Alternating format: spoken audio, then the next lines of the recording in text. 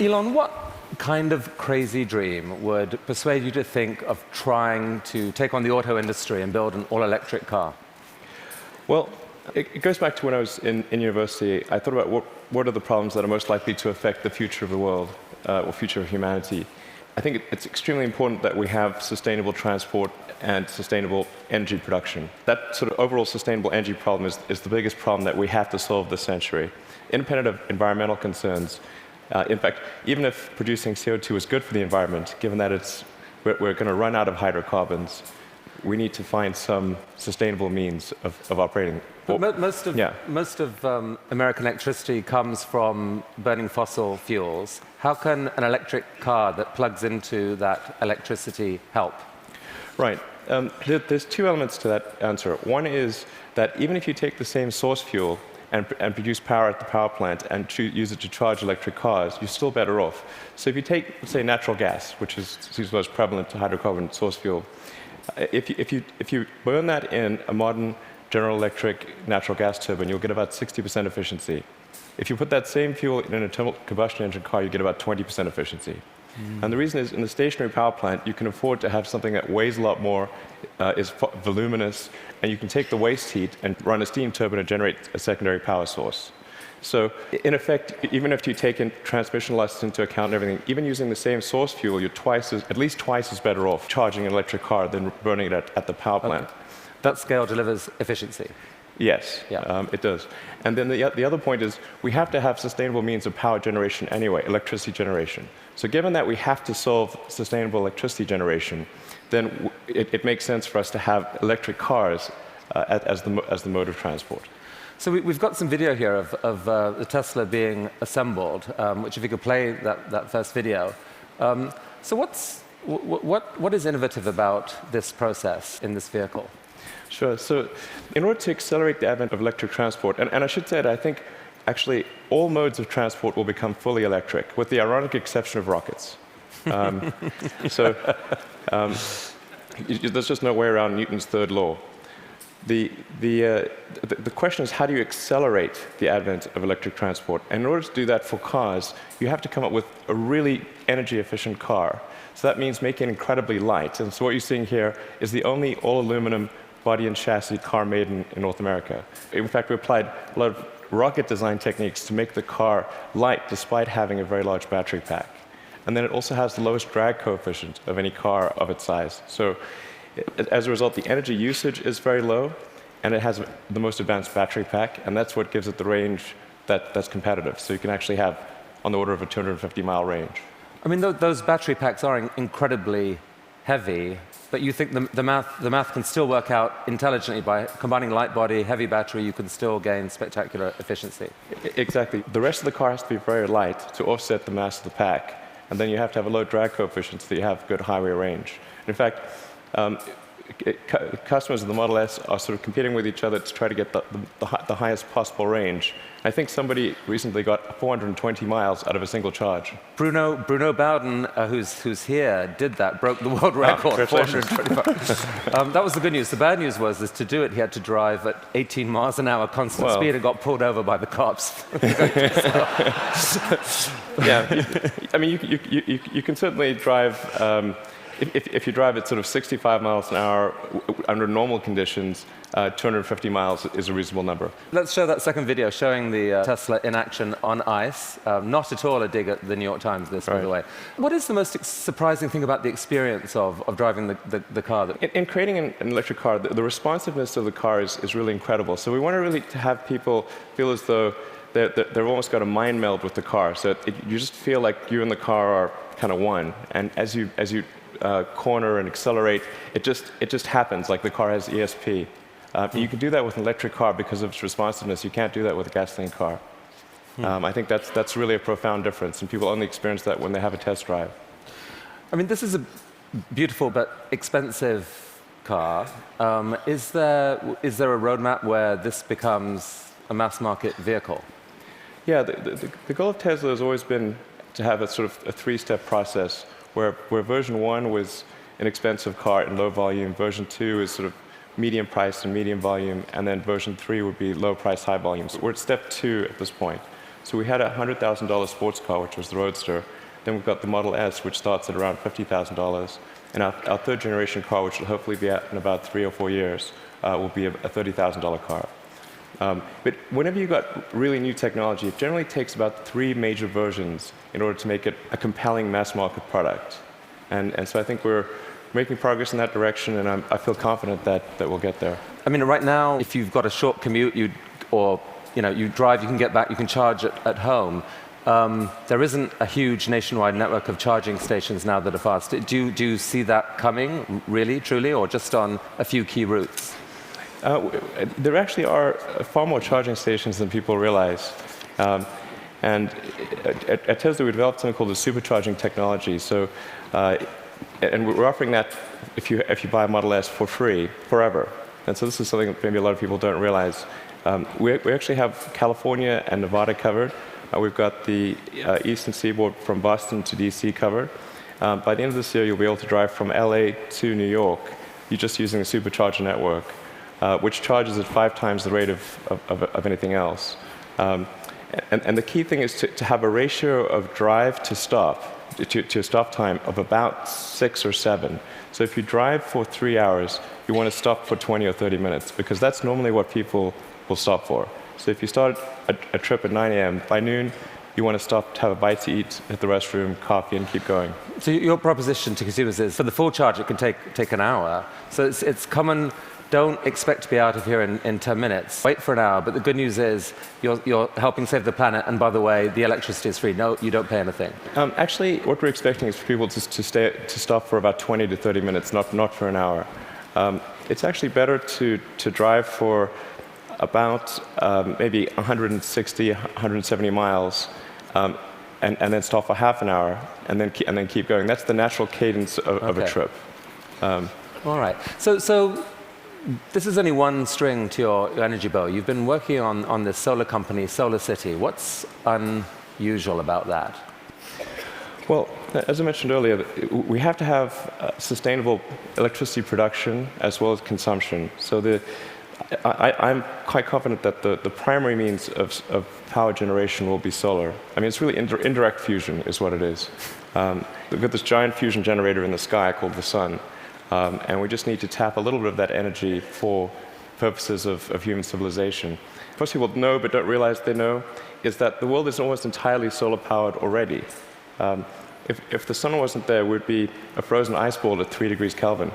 And the sun powers the entire system of precipitation. The whole ecosystem is solar-powered. But in a gallon of gasoline, you have effectively thousands of years of sun power compressed into a small space. So it's hard to make the numbers work right now on solar and to remotely compete with, for example, natural gas, fracked natural gas. How are you going to build a business here? Well, I'm confident that solar will beat everything, hands down, including natural gas. How? It must, actually. If it doesn't, we're in deep trouble. But you're not selling solar panels to consumers. What are you doing? No, we actually are. You can buy a solar system, or you can lease a solar system. Most people choose to lease. And the thing about solar power is that it doesn't have any feedstock or operational costs. So once it's installed, it's just there. It works for decades. It'll work for probably a century. And this is so therefore the key thing to do is to get the cost of that initial installation low, and then get the cost of the financing low. So because that interest, those are the 2 factors that drive the cost of solar, and we've made huge progress in that direction. And that's why I'm confident we'll actually beat natural gas. So your current proposition to consumers is, don't pay so much up front. Let us pay 0 up front. We will install panels on your roof. Yes. You will then pay. How long is a typical lease? Typical leases are 20 years. But the value proposition is, as you're sort of alluding to, quite straightforward. It's no money down, and your utility bill decreases. So right. It's a pretty good deal.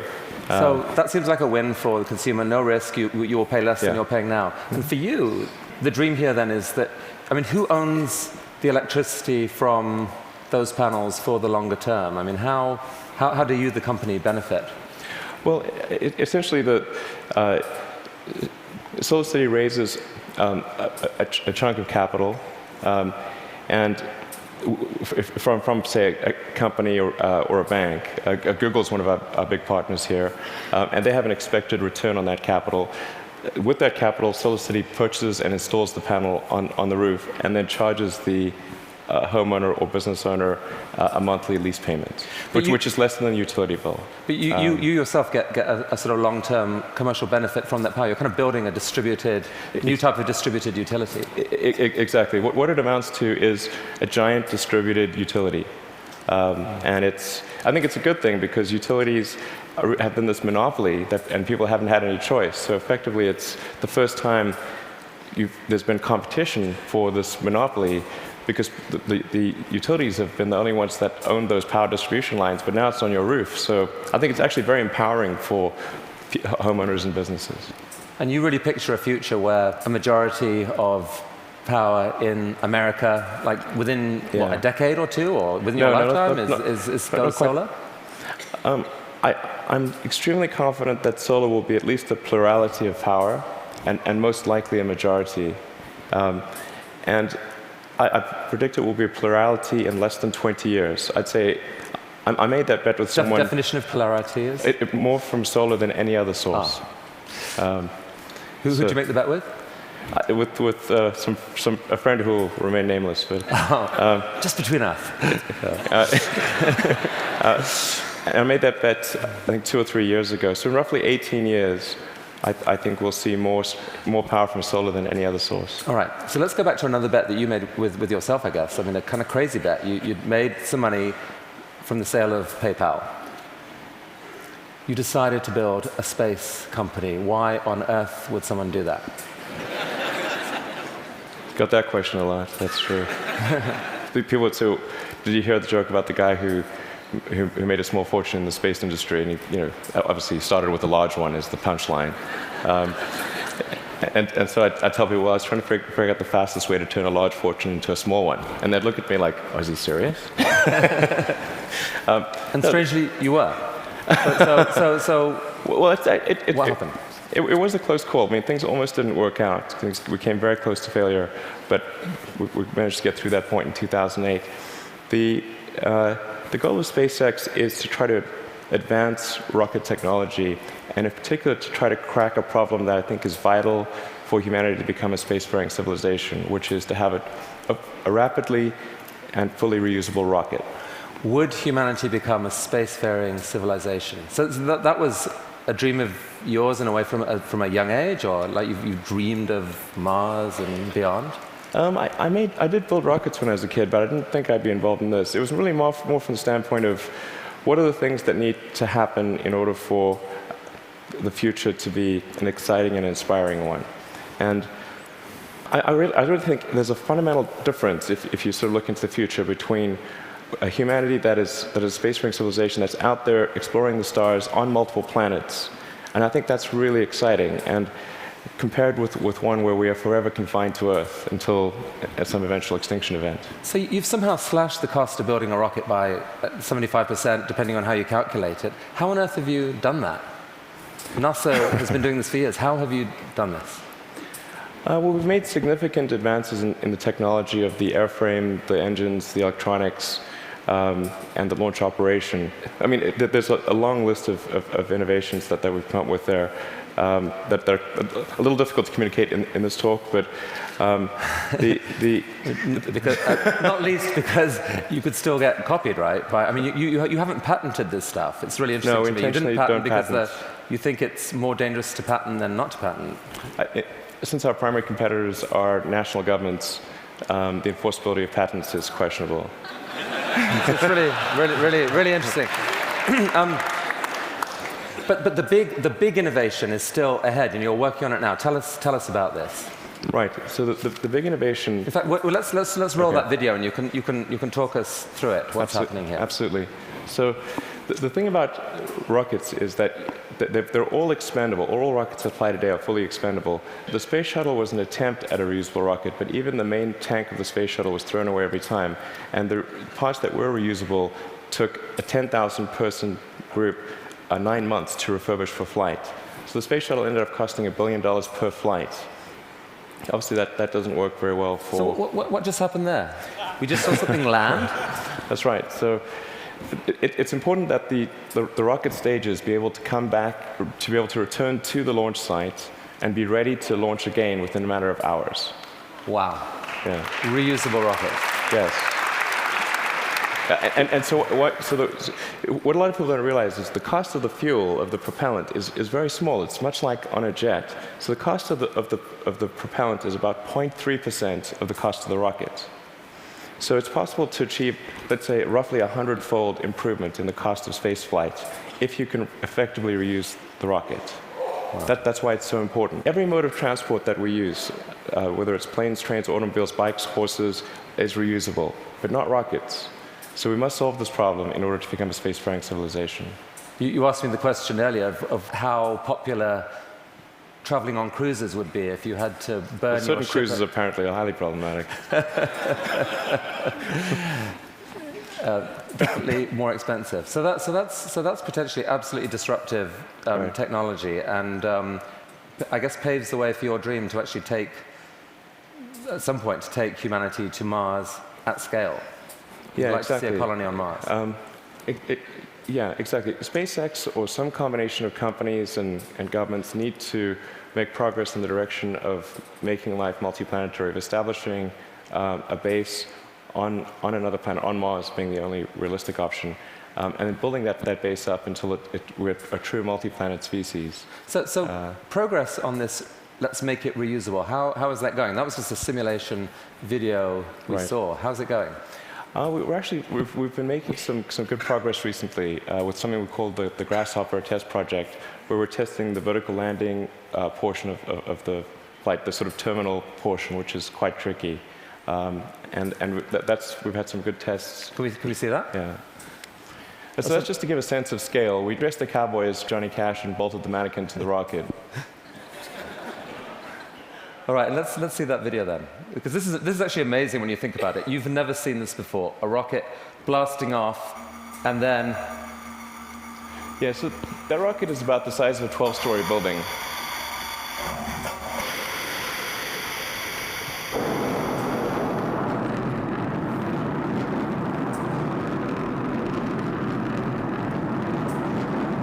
So now it's hovering at about 40 meters, and it's constantly adjusting the angle of the pitch and yaw of the main engine and maintaining roll with cold gas thrusters.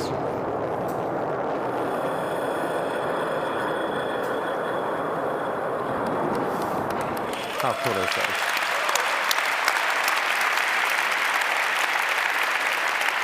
Elon, how have you done this? These projects are so...